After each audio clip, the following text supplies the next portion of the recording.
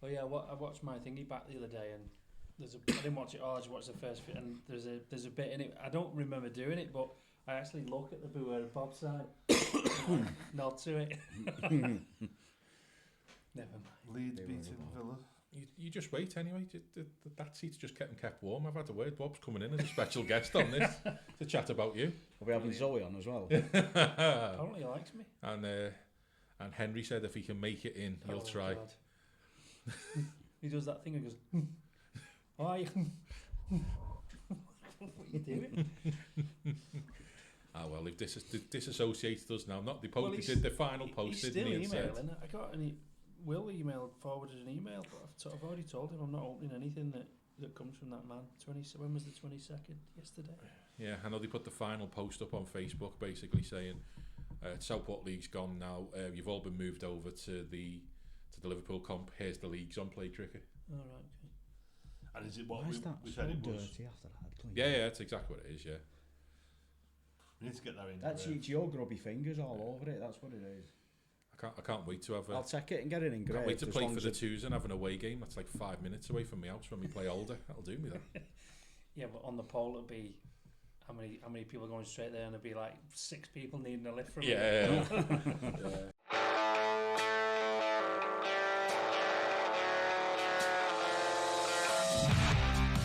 This is Silly Point, an Inside Etown podcast.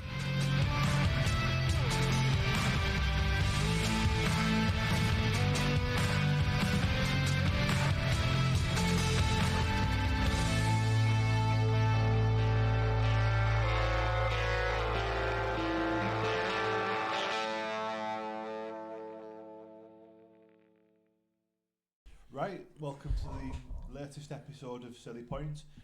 Hosting as always, my name's Dan, and I'm joined today by Chris. Hello. Mel. Yo. And our special guest who's on every week, but is still a special guest, Carlos. Hello. So we're going to kind of find out what makes you tick a little bit in this, Carl. I consider it a grilling. In a cricketing sense. In a cricketing I mean, yes, I would suggest so, yes. So I think it's difficult to define your role at the club, really, isn't it, Carl? Because you're a former captain who stepped in when needed. You've held pretty much every executive position, but not at the moment, if I'm correct. Treasurer. You're treasurer. Still treasurer. Still treasurer. Okay, so there's one of the 25 executive roles that you've had. Yeah. Whenever I have to explain who you are to the club, for example, that other podcast that we've been talking about doing a collaboration with, I describe you as the patriarch of the club, which is a bit of a grandiose word, but you are the figurehead of the club is probably a better way to describe you. I think I'm like the Sir Alex Ferguson of United, and they can't get rid of me. I still have my car parking space, and I still turn up for a free dinner every home game. The Karl Allan Pavilion. It's like that tree that the council tells you can't cut down. It's in the way of everything. A lot of it is accidental, I think. Took over unplanned 20 odd years ago as captain, and then because up until recently we've only really had one team for a long time, didn't we? Committee's not always been the strongest in terms of numbers, so we've all just mucked in, and I think everyone for some reason just looks to me to, well, what do you think? I don't know, what do you think? And it's very often what I get back and not necessarily my idea, but it seems to be me that then projects it out. Or I don't mind rolling my sleeves up and getting stuck in. I think that probably doesn't help the fact that I can't get rid of any of these positions, but I just love the place, so I get as much out of it as I put in, really. It's not a one way. I don't ever feel like it's one sided, like it gets me down doing all these different roles or not, because it's Etown, innit? Yeah. And we love it. And I know we've kind of discussed this in your Meet the Players, but can you give us a reminder about how you got started? Because obviously, we've had conversations about people getting into the first team a little bit too early recently, and I know you said that just the other day when we was talking in chat. So when my dad played here, when I was 12, I think we started coming at weekends, me and my sister. I originally went to Newton. My first training session was at Newton. I don't know if you knew that. You might know. And a certain Andy McLaren was on Newton's books then. I think he might be 2, maybe 3 years older than me. And my dad was stood watching the training session. It was like a match, wasn't nets. It was like a training match. I don't even whether to know it was like a trial sort of situation. I can't remember, to be honest. But I just remember fielding, and Andy McLaren bowled short ball, hit the batsman in the head. The kid's gone on the deck, and neither Andy or the coach at the time, and I don't know who it was, didn't go like running over to the kid that had been hit, and it was my dad who came over from the side, sort of picked the lad up. He had a lid on, he didn't hit him without a lid around, but it was still obviously shook him up. Picked the lad up, dusted him off, and I remember he turned around, he pointed at me and he went, "You, Car," and took me off, because obviously he wasn't happy with the attitude of whoever was in charge that evening. And then, because we didn't have a junior section here at the time, I don't think, well, we can't have done if he took me to Newton, but and then I think that situation, that incident, led to him and probably Dave Mellin, a fella called Steve Tomlinson, and a couple of other lads created the under-15s that we had, that then became quite famous in a way, I suppose. The likes of Fletch and stuff like that. So yeah, that's where I came. I was scoring, not scoring a goal. Yeah, I did the score. We used to have a score hut down there, pointing down there, because near where the containers are, we had a little score up. Do you remember that? I don't remember box. Oh, had like vinyl numbers, and you'd turn them, and they'd slide vaguely around when the I other played side. here with Earlestown, yeah. So scored in there for at least a season, maybe 2, and then filled in as and when. Still playing on. It was under 16s then, I think. So I was playing midweek, and then only scoring or 12 man or making the numbers up to begin with. And then I want to say, if my dad watched this, he might disagree with this, but I want to say, when my parents separated, we moved to Liverpool. So then my dad was kind of weekends only at that point, and he didn't want to go off playing in the first team and leaving me in the seconds, because he obviously wouldn't see me. So I think there was a bit of a conversation to say, well, I want to play in the same team as Karl, and they didn't want to lose him in the first team. So because I wasn't terrible, I got a kind of an early promotion, which is what we talked about the other week, that I wasn't ready for first team cricket, but I was in there. I had ability, but I wasn't picked on merit. Sort of picked so they could keep my dad in the team, but did fine leg fielding mostly, batting in the. If I wasn't 11, I certainly wasn't as high as 9 or anything like that. But it was a good grounding for me, because it was first team cricket. It was Manchester Association. It was taken seriously. No black trainers playing. None of these. You had to have your right kit, and I think that's probably why I've set the standards after that, because that's what I was brought up with. And I know we kind of mentioned this the other night, but how did you become captain? Because this to me is quite an interesting story. John McLaren was first team captain for the majority of my early first team cricket, I would say. And he's old school. I think probably the politest way to put it. He's old school. We talked in our Ashes thing not that long ago about baseball and attacking cricket and the way the game's changing, and obviously T20s and stuff. John was very much, let's not get beat, let's not get humiliated sort of thing in his setup, which was probably fair enough in lots of respect, because we didn't have a strong team. So it was kind of, do we go out there like maniacs and we're all out for 20, and then we're in the bar for 2:30. It wasn't fun to play in. I was an all-rounder in those days, so I bowled, and there was no limits on overs, so very often I might bowl 15, 20 overs sometimes. And I would usually bat in the top 5, so it was it wasn't terrible for me individually, but for some others, and I'll name drop Todd, who would steam in and bowl as fast as he could, and he'd get plenty of edges and chances in slips and the slip cord, and because of McLaren's mentality in terms of not get battered. He had the lads that could run in fielding positions that would be able to chase the ball. So your Alan Nurses, who was coming towards the end of his career, Jack Arnold, same. Beware of Bob Williams, same. They were slip fielders because they couldn't run. But not only could they not run, they couldn't catch either. Certainly not off Todd, who was quick in those days, who was sharp in those days. Not saying he's not now, but yeah, unless it hit one of them, it was 4. So he just got fed up. He just, what am I doing? Why should I? I'm going to go and play somewhere else. There's no point me bowling half the time because there's so many chances going begging, not even an attempt. So it got to I think it was AGM. It's got to have been AGM. And I'd said to Todd, if you give us another year, I'll go for captain, and I'll go in slip, and we'll see what we can do. We'll have a good crack at it. We'll play some attacking cricket and whatever. And he was like, you won't go for it. I said, I will. Then it went up and I put my hand up and got it. I think most people were shocked. Obviously, I had to get the majority of votes, so not everyone was not in favour. There was a couple who weren't in favour of it. Quite a few actually felt the need to say that to me. John McLaren emailed me, a big long email.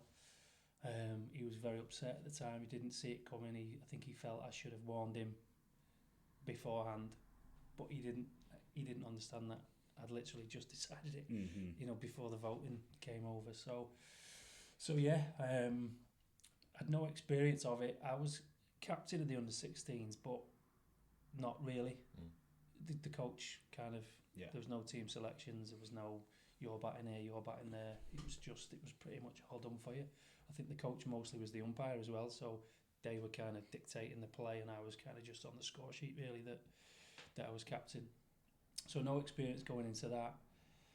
And we probably, well, I know for the first good portion of my captaincy I was too attacking, to the point where you don't have to bowl teams out in games to win games, and very often probably cost us more runs than saved by trying to take wickets.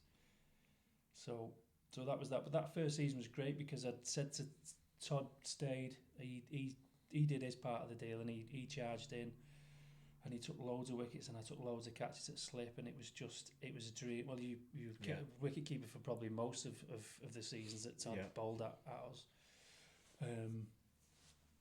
And it was good, and I think that was, in fairness, probably that was the very beginning of Etown as we know it now.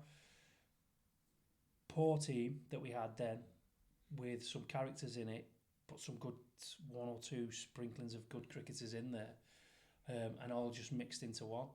Everybody was as important as everybody, and I always tried to make that the case, whether it was Todd, our best bowler at the time, running in, and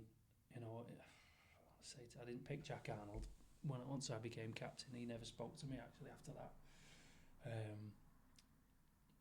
But it didn't matter whether you were brand new. Like Dave Melling played a few games for us back in the day, and bless him, he didn't really want to play first team cricket. He only helped out, and we had a few good arguments, to be fair. In fact, one funny story, and everyone knows how much Dave Melling meant to me, but we didn't always see eye to eye. He was all over me when I got the captaincy. He was made up. He said, listen, don't listen to anybody else, this is it. And he gave me loads of advice about doing it. But there was one game where everybody wanted us to get relegated because he said the standard was too high in the division we were in, which was probably true, but I was ultra competitor in those days, if you remember that, when I could run about and dive about and bowl and bat. I was a bit of a nightmare at times, but I wanted to win and I wanted to give everything, left nothing out there. And Dave and a few others wanted us to lose the last few games to confirm us going down, and I was chasing after balls left, right and centre, off my own bowling, running past fielders, trying to get the ball in like a maniac. And Dave let one go through his legs on purpose down here. It didn't go for 4, so we kind of walked after it, and I was fuming, absolutely fuming, and I said to him, he'd just got a new car which was parked up somewhere around here, and I went to him, and he got the ball, underarmed it back, and it went back to the ball, and I said, Dave, is that Is that your car there? And he looked, he went, yeah, mate, yeah. Why? I said, well, get in it and fuck off. And he like looked at, because I thought, I'm not having it, not having that. And but what I always loved about Dave, and I feel like I'm the same as this, is we could have a massive disagreement, like swearing at each other, not so much threatening, but really disagree about something, and then it's done, and the friendship is still exactly the same. It's unaffected, the relationship that we have, even though we see something or something happens between us. And I love that about Dave. That was one of his best qualities. I think the fact that he could listen to a load of, in his opinion, nonsense and disagree, but it wouldn't affect the way, Mead is still on your side, still backing you. But we did get relegated that year, unfortunately. Not saying it was Dave's fault for running over that ball, but...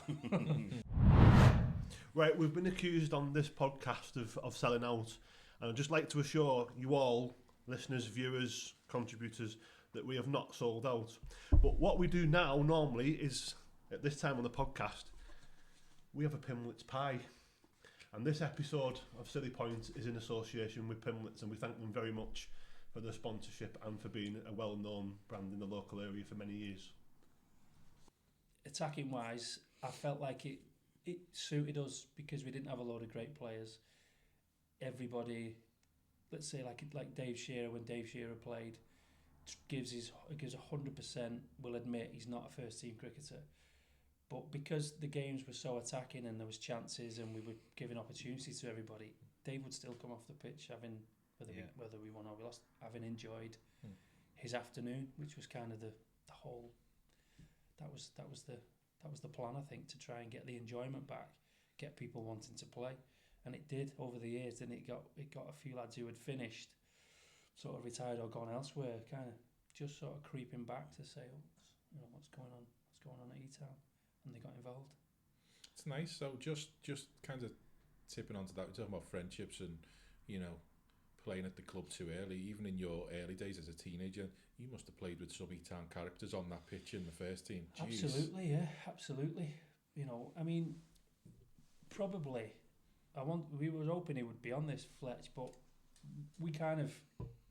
I'm not going to do Mika Richards and say burst onto the scene, but he was talent personified. He had everything. He was just a bit small and couldn't hit the ball off the square. He played beautiful cover drive, dot ball.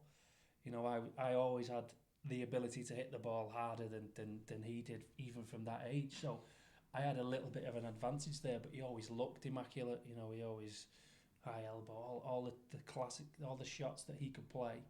And he was brilliant, and he bowled, didn't bowl spin like he does, or he tries to nowadays.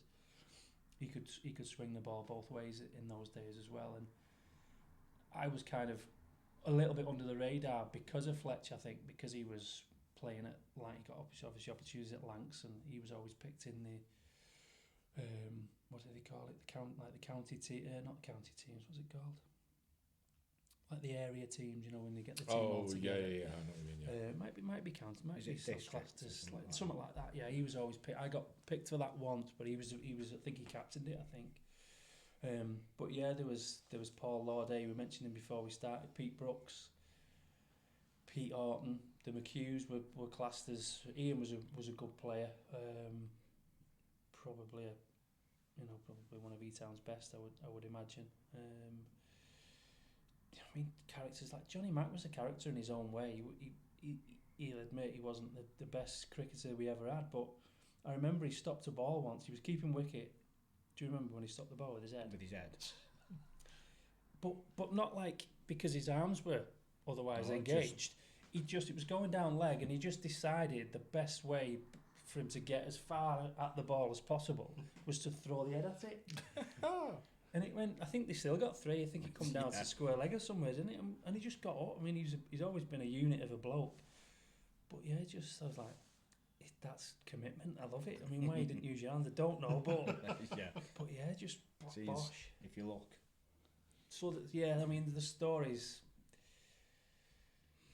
crazy, really. And I suppose the biggest character of them all, I'd have to say, is my dad. Some of the things he's got up to when I've played, I've been like. Some of the stories I've heard about him trampling over stumps and stuff like that. Yeah, he tended to get more often than not, the sort of rough end of the umpiring decisions. Tarleton was, I think, the one that you're on about. Have you ever played at Tarleton? No. Because it's a sports club, where the cricket change rooms are, the kind of, if memory serves, they're sort of off centre in terms of where the square is. So we were watching, and what my dad should have done when he got given out caught behind. He should have, like somewhere Merle sat, he should have walked the direction to me. So the stumps are here. So he should have come straight off to us. He didn't. He started walking up the wicket. And I was like, here we go. I was captain. And he did. He walked straight over the stumps, so much like at the umpire. The umpire was like, and then the umpire had to move out of the way. And then my dad just came round and started walking towards us. At tea, the knock on our changing room door, and it was the umpire. So I said, the umpire wants you. So I've gone out and he says, look, I'm going to have to report your dad for that. He said, unless you get him to come and apologise. So I said, we'll just report him then. Because he's not coming out of the changing room to apologise to you. But yeah, there's the other one where he, at tea, there was mini rolls. Yeah. And unbeknownst, he's took one out in his pocket.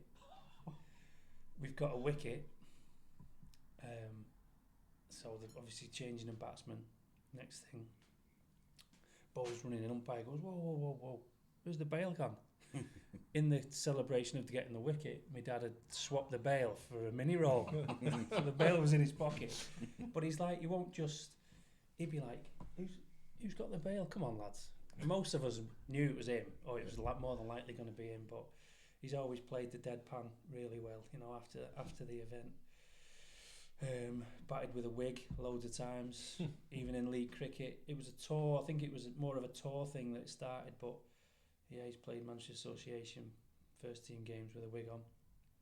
One of the ones with the cap with the ponytail. Yeah. And he came off, I don't know whether he got a 50 or not, he got a few runs, played quite well, and he got a little bit of a clap as he come off by the away fans, supporters. And he's gone like that. So obviously the hair's here, and he was like, because he didn't know he was bald like me, but yeah, just crackers really, just always up for a scrap, always up to defend his teammates. And probably I'm obviously a bit of a chip off the old block with stuff like that, but he was a lot better player than I ever even at my best. My dad technically much better batsman and fielder. Probably a lot of my seasons where I might have been off the boil with my bowling or my batting, my fielding's always been pretty good. So not the last 5 years or so, but he was an even better fielder. So we probably couldn't bowl as well as I could. But obviously that's where I get most of my cricketing stuff from. If we can kind of stick with that kind of family route, obviously you played a lot of cricket with your dad. How has that been for you? Has it led to any kind of issues, or is it just a case of, because I would love to have been able to have played cricket with my dad. That would be brilliant. Playing with him has never been an issue. Being his captain has been an issue. With obviously the Tarleton incident, it's been loads. There was one where we had to get in between him and a lad that played for Hindley St Peters, who had apparently told him to F off. We'd got him out, and then next thing, my dad's charging towards him, and I'm in the middle of these two fellas, and he's trying to argue the toss. So yeah, things like that. Everyone knew it was my dad, and that I was captain for so long that it was off very often. Have a word with your dad, will you? That sort of thing. It should have probably been the other way around. Yeah, you would have thought. Yeah. But yeah, I think we've had a few 50 partnerships. We played in the same team as each other. Not last season, the season before. We beat Commonwealth, I think.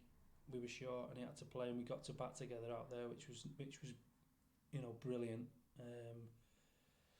But yeah, just loved it. Just always, he was just. I remember he did the best ever. I like a pre-match huddle, as you probably know if you played in the same team as me, and I like a little bit of fun. I like to make it fun, but I'll never be as good at that as my dad. I remember once he says, "Right, lads, come across like he was trying to be dead serious. Big game this. Let's see who can get the dirtiest, and just walked off. It was like a wet. It was we were all going to get muddy probably if you're sliding about, but that was it. He's like, right, let's see who can get the dirtiest, and just turned and walked off. And we were like, it's just daft things like that. Really, it was very funny, just dead dry. And obviously the tours we've had have always centred around him acting the goat and stuff. But yeah, he's always been just been fun. Good player. He was obviously had bit of a hip and a knee problem, so he finished playing earlier than he would have liked. I've no doubt about that. And I kind of feel that now because I'm 45 and finished. I think he was in his 50s when he finally packed in. I know he plays the Billy Allan game and stuff. Well, he's not played that for the last 2 years. He's been struggling a bit, but I always wondered, how long I'd be able to play for. I hoped I'd be like Jack Arnold in many ways, who played since he was 80 odd. But yeah, I played against him when he was 82 and still bowling and taking wickets. Yeah, with his button up, white top, old school button up. I've played in a Billy Allan game, and I'm privileged to have done so. Can you kind of explain to people watching who might not know what the Billy Allan Trophy is, what it's all about? And Uncle Bill, yeah, started here as Earlestown boy. I think he played at Newton first, but he played here, and then met me Auntie Doreen. She wasn't my Auntie Doreen at the time when he met her. She was from Blackpool. So he moved up there and obviously loved cricket. Cricket was in the family. And he started playing for a team called Norcross in Blackpool. He then obviously had sons and daughters who were heavily involved in that club, like Jen and I are here. But I think he had 10 sons and 10 daughters, I think. I can't remember. I lose count every time the Billy Allan game's on. There's I forgot about you. You're one of his sons as well. Forgot my cousin. Yeah. So obviously we actually played at our lowest when I took over at our lowest in terms of folding like a players and stuff. We'd made a bit of a fight back and ended up, I don't know whose idea it wasn't mine, maybe my dad's. We went to Norcross, their old ground, on a bus, day trip, played them, obviously put teas on, had a bit of a celebration at the end of the game and stuff, and then got the minibus, the coach back in the evening.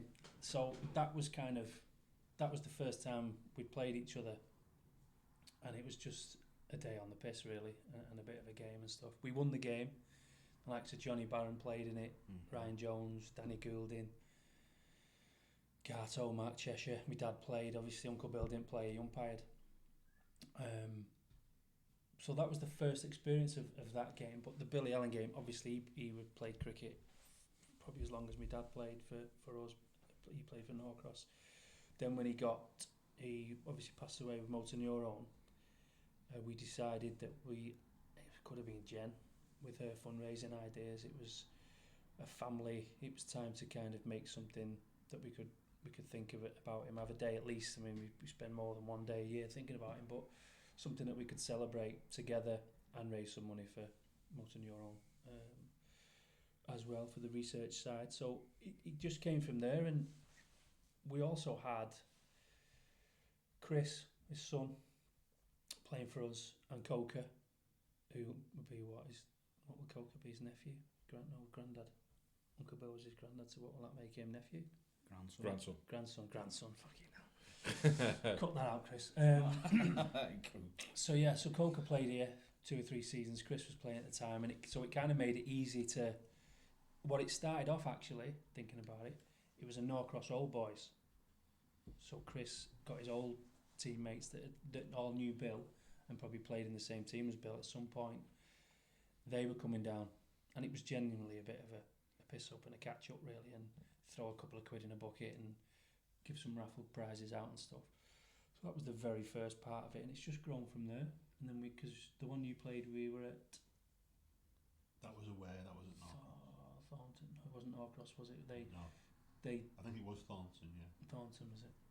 No, we won. It was a great win, yeah, good win, because they had a loaded team that year. But But yeah, it's just, it's fun. It's probably the one this season was probably its biggest because we had the Rotary involved, Business for Youth. Somebody else came with a stall. Who was that? Oh no, the Rotary had 2 stalls, didn't they? Had a coconut shy and it's hugely grown. The mayor or the councillor was here as well, wasn't he? Chevy was here. Oh, yeah. He came and said hello. Our friends from the football team came and had a few pictures and stuff. So yeah, it was just been a way of, because we have always been close. Like Chris, they're all cricket mad. Chris is currently captain at Norcross first team, so it's in us.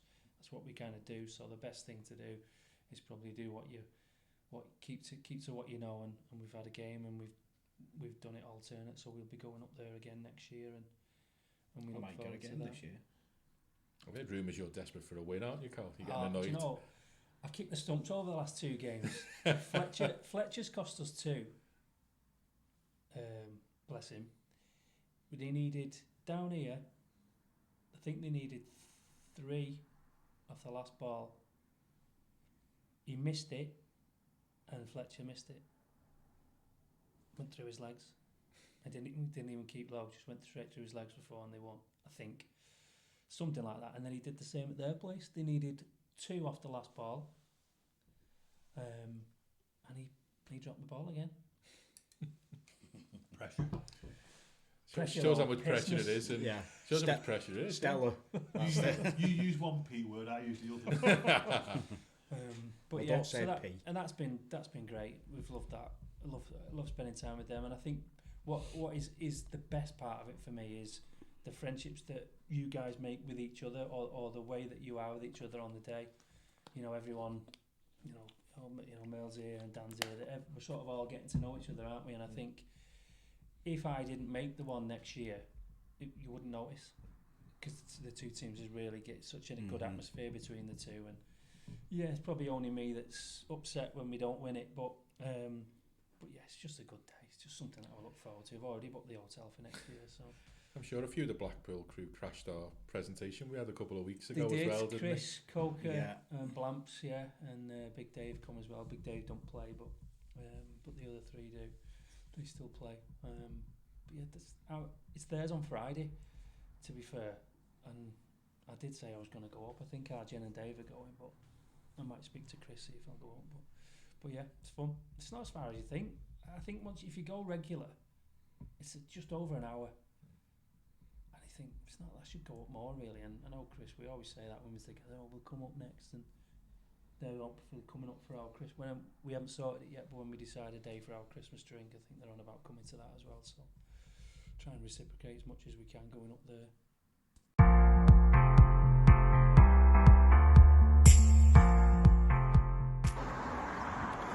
Right, Carl, there's a van on the pitch, there's equipment on the pitch, people have got brushes. What's going on?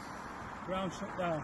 At the end of every season we have to treat this floor and kind of dig it up, all the waste and all the dead grass and the footholds that the bowlers have made, and I don't really want to mention the marks that the batsmen have made. So yeah, everything just gets dug up, repaired, reloaned, reseeded, and then put to bed for the next season really, so we can start rolling in sort of end of March, early April. It'll probably get reseeded beginning of March, I think. Probably my dad and Shearer are probably the more technical ones to speak to, but yeah, without this you end up with ridges and obviously some holes where the repairs are done during the season, but this is like one big job and then it gets taped up and put to bed. Right, and of course the equipment needs to go away, ropes as well. Well yeah, obviously anything that's left out over the winter, it's just like your garden at home, it's not going to, if it's not protected, it's not going to last. So see the covers, they've been jet washed by Tofty. We're going to go over now and take them off and fold them up, put them away. The sight screens, as you normally would see, the slats have been taken out of there. They're already in the container, so shortly we'll be pushing the frame over there. And then yeah, just tidying, just sorting out, making sure it looks okay as people are still driving past. The grass is still going to grow according to Shearer till November, so we'll still have jobs to do. It's not the end of the grounds team's effort. nice to see two new faces, a couple of non-players. So the poor turnout by the players, but we'll leave that for another day, I think. But yeah, so that's it really. Seed's gone down. I think they're just there racing or putting the spikes in to keep people off. Hopefully that we don't get too many dog walkers making a mess. One final question from me, and if it helps, you're not the only person who's mentioned the batsman making the mark when they take the guard. Do you think, because I find this a bit weird when I see it now, you know, like no sight screens, the pitch has got I Heart Man City scrawled into it by Shearer. You know, like, do you think it feels weird because obviously you come here most days? Yeah, it doesn't look like a cricket ground anymore, does it? So it does feel weird, but it's important that we keep it looking nice. At least the grass, like I said before, will grow till November, so it'll still be nice and green. But yeah, just put to bed. We've still got another bit to do next week on the wicket, get rid of the city. But yeah, it just sometimes looks a bit tired, I think, when everything's gone and slightly overgrown. The leaves are coming off the trees rapidly. But yeah, that's it. Another one done, I think. Brilliant. Cheers, Karl.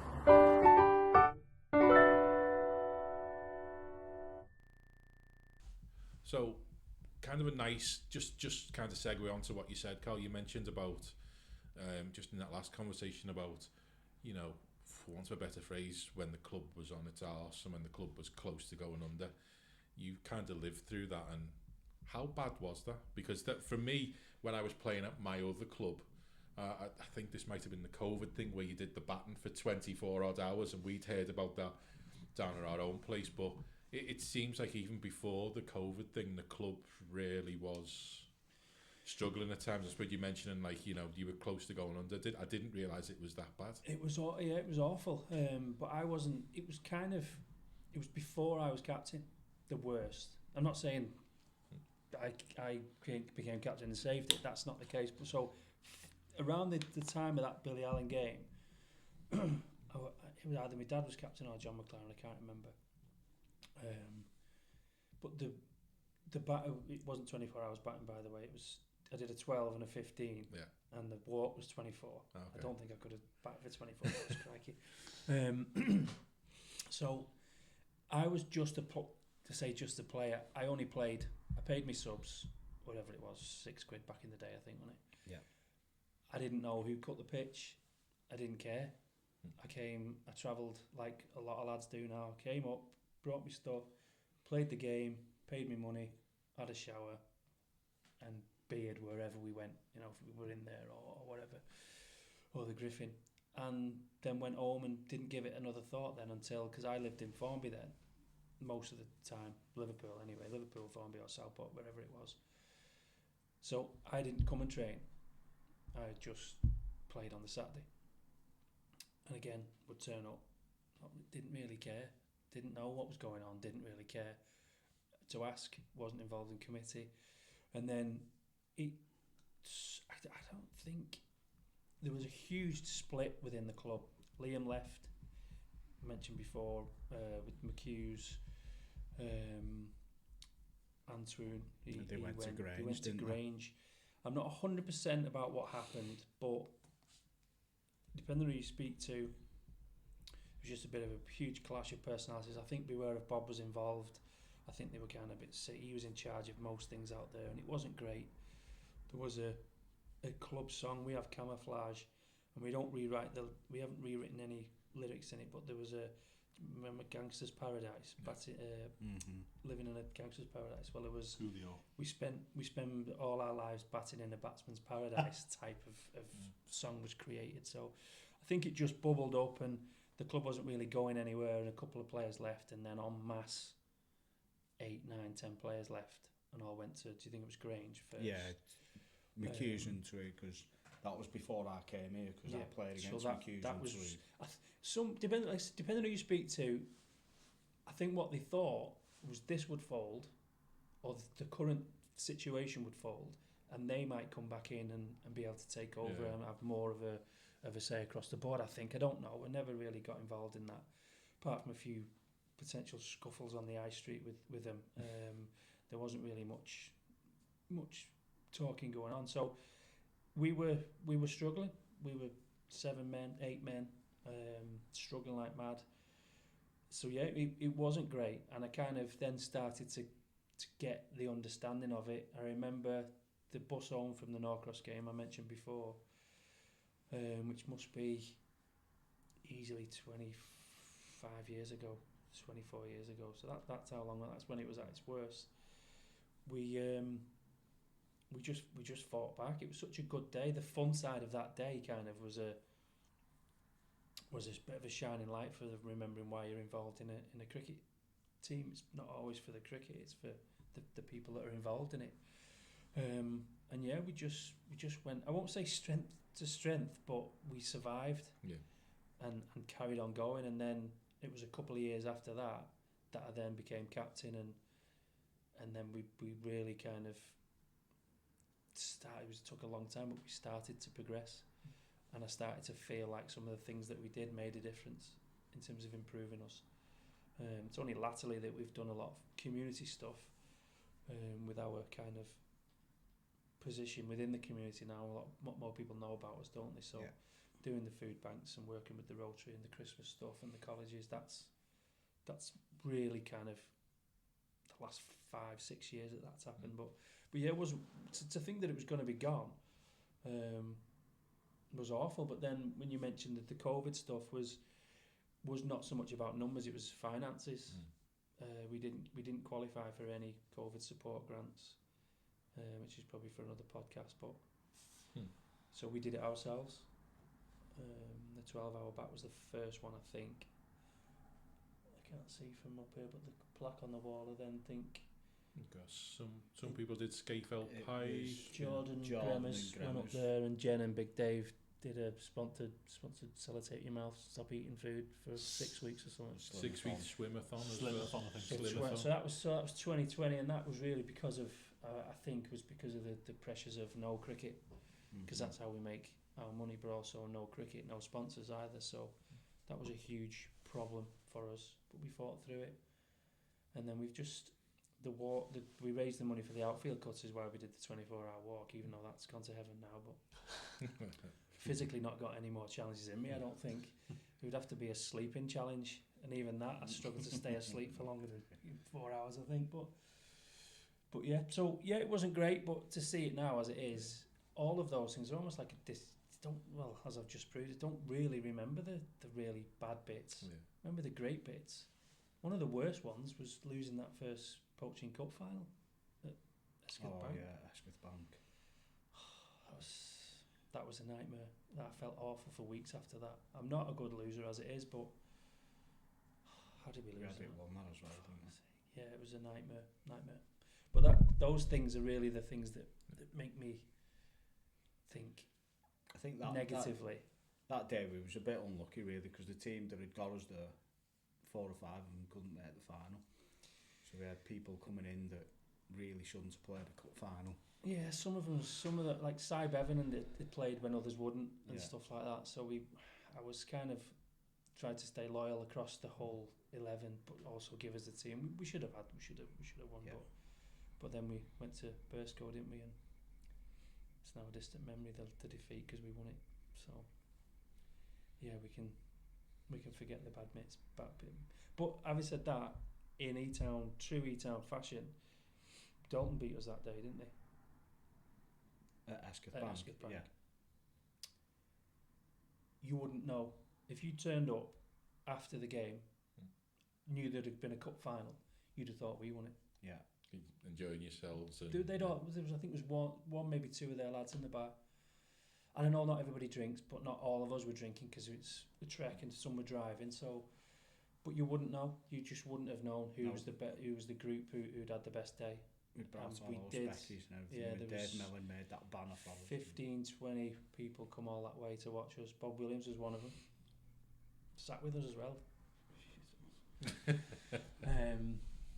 But yeah, so we've had a great day. I mean, the other day that I remember for kind of bad and good reasons was when we had 7 going to Esketh Bank in the Prem.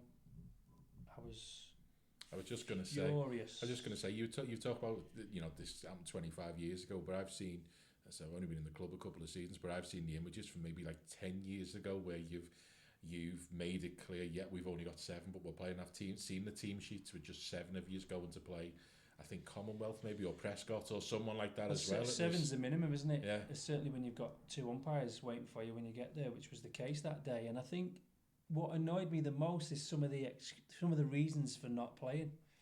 And I know Big Dave got a load of stick, but it was probably unfair to single him out, because if he's available, he never lets you down. Yeah. Big Dave, I don't think has ever texted me in the morning and said, don't feel well, or, like something's come up, I can't play. He plays darts a lot, and I'm waiting for him to get dartitis so we can never play darts again. But, he went for a meal with his wife. Was he married then with his man and wife? No, I I can't don't remember. think. No. And I was like, what? Okay, I can't play. And he knew he only had he would have been 8, I think. And he went, I can't play, I'm going for a meal. What do you mean you're going for a meal? This is on a Saturday in the season when we've got 8 men. So he got stick because of his reasoning, I think. If he'd have been going playing darts like we expect 4 or 5 games a season, probably wouldn't have said anything to him. But yeah, he got a load of stick on social media for that. I think I did. He ended up in a dress at one point, I think. Yes. I'm off Like a moo-moo. swishing off for his meal with his darts friends or whatever. But so that was, I remember saying, stood at those doors there as we were about to lock up, I said, I'm done. I'm not, some of the excuses for not playing. Mum was going to the Trafford Centre. I was like, what's the point? I'm finished. I'm not captaining this team anymore. We went with 8 because Todd came later on, didn't he? Todd was in Manchester. We managed to get hold of Todd, and he said, well, okay, well, if someone can pick me up from the station and take me up to Southport, then I'll play. Walked over, got there. Didn't have a great relationship with Escud Bank at the time, I don't think. Gets the umpires and their captains already out in the middle, so I've gone straight over and said, listen, I've got to apologise. Give them the team cards. We've only got 7, but we're here and we'll do what we can.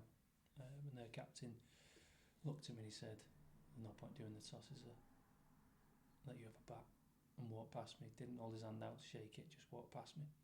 So I shook both umpires' hands, and 220 odd later, Yep. we thought, yeah, have that. I had to open the bowling, but no bowling that day. Were you there? Were you keeping wicket? I was Is that why you keeping didn't bowl? wicket, yeah.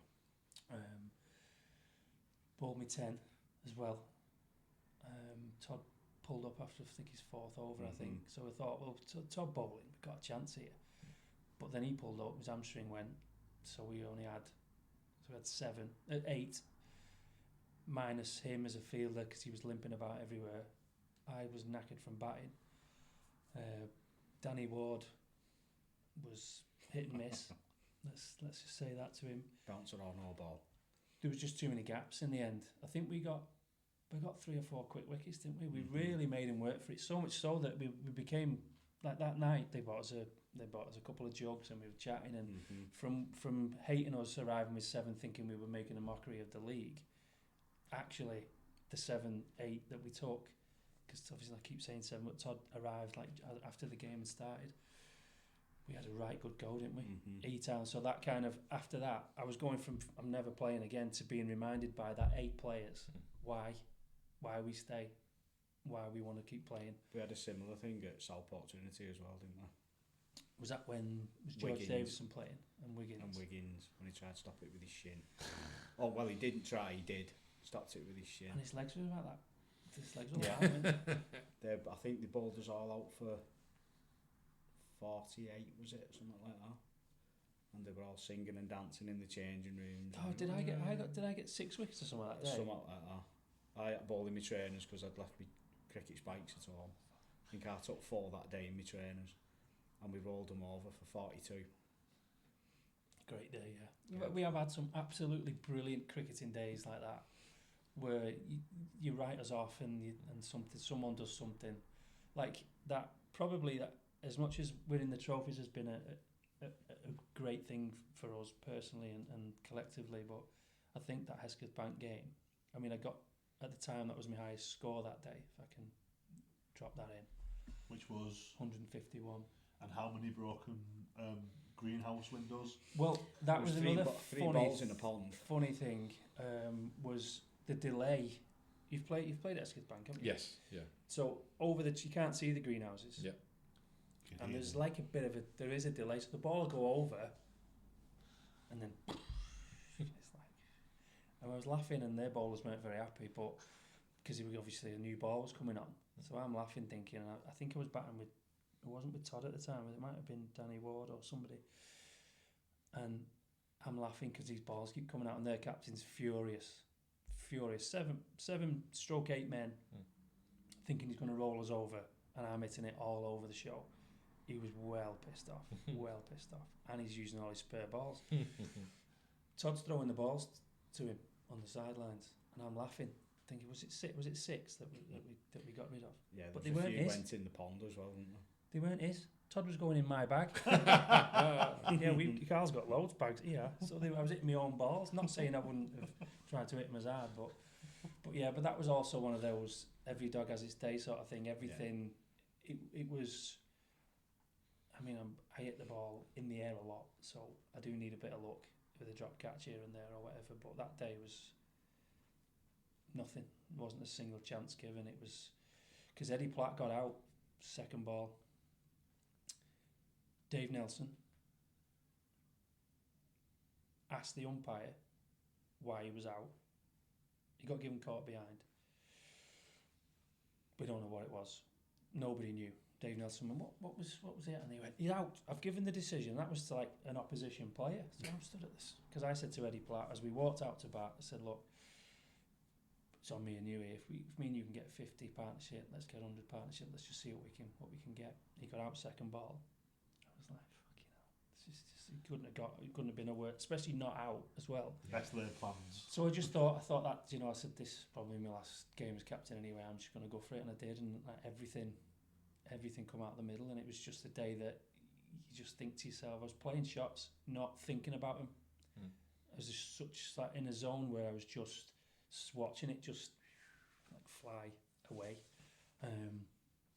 It was a great day, that really good day for us, because we were the better team. We just didn't have enough players.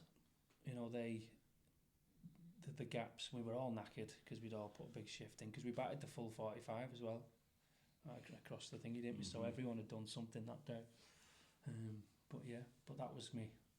It was 154. That is my highest, I think, because we won about Churchtown before. I got 151 against them. Yeah, that was like scoring a hat trick if it was a Liverpool player against Everton. Not necessarily the location of the two teams, but the rivalry between us was very ill-tempered every time we played them, wasn't it? So that was a good old day as well.